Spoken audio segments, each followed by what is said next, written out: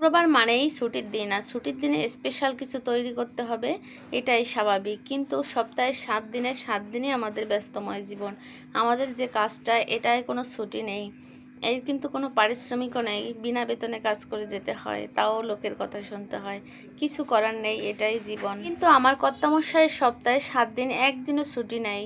সে যেহেতু ব্যবসায়ী করে, আর তার যে কাজটা না, সে কখনো ছুটি কাটাতেও পারে না। তার খুব মন চায় ঘুরে বেড়াতে, কিন্তু সে পারে না।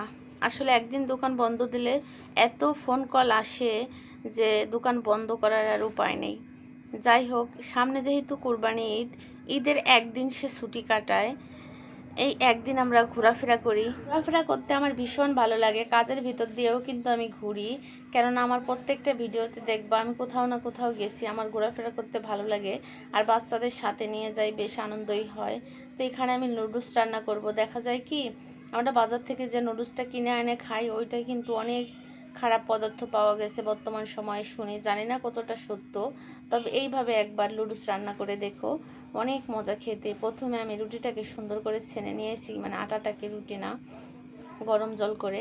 তারপরে যে ডো করে যেভাবে আমরা আটা বেলি, সেভাবে বেলে গরম জলে দিয়ে আবার ঠান্ডা জলে চুবিয়ে আবার উঠিয়ে তারপরে আমি এই যে ছুরি দিয়ে কেটে নিয়েছি। এখন এই যে আমি এখানে পেঁয়াজ, কাঁচা লঙ্কা আর হচ্ছে 2টা আলু দিয়েছিলাম। পরে সুন্দর করে যে নাড়াচাড়া করে নিচ্ছি। আসলে এই খাবারটা এত মজা।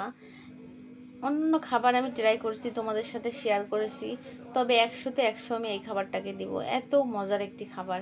তো এখানে আমি 2টা ডিম দিয়ে দিয়েছি, আর এইভাবে আমি সুন্দর করে ভাজিটাকে ভেজে নিব। লুডুস যেভাবে রান্না করি সেমভাবেই রান্না করতে হবে। তো তোমরা এখানে লুডুসের মশলাও দিতে পারো। সত্যি একবার ট্রাই করে দেখবা, এটা খেতে কিন্তু দুর্দান্ত লাগে।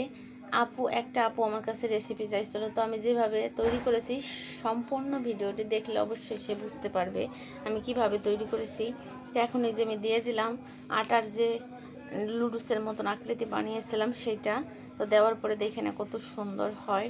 তো আমি কিন্তু টমেটো সসের সাথে খেয়ে নিয়েছিলাম। শুধু আমি না, আমার পরিবারের প্রত্যেকটা মানুষ খেয়ে কিন্তু খুব প্রশংসা করছে, তারাও অনেক মজা পাইছে।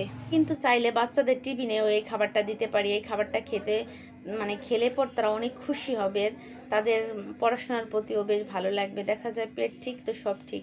তো এখানে সয়া সস, টমেটো সস দিয়ে দিচ্ছি। এটা দেওয়াতে না আরও স্বাদ দ্বিগুণ বেড়ে গেছে। তারপরে নুডলসের মশলাটাও দিয়ে দিছিলাম। এইভাবে আসলে ভিডিও ক্লিপটা নেওয়া হয়নি। তো এইভাবে আমি রান্নাটা করেছি, তারপরে বাচ্চাদেরকে দিয়েছি। বাচ্চারা তো অনেক খুশি হয়ে গেছে। আসলে সকালের নাস্তায় কিংবা বিকালে, দুপুরে আপনি মন চাইলে যে কোনো সময় আর কি খাইতে পারেন। এটা স্বাস্থ্যকর একটি খাবার, আর খালি পেটেও খাওয়া যায়, কেননা যেহেতু এটা রুটির তৈরি, কোনো রকম সমস্যা হবে না। তো এখানে আমি একটু বড়ুর আচার নিয়েছি। তো এই প্লেটটা আমার নিজের জন্যই সাজিয়ে নিয়েছিলাম, তা বাচ্চাদেরকেও খেতে দিয়ে দিয়েছি। ভালো থেকো সবাই।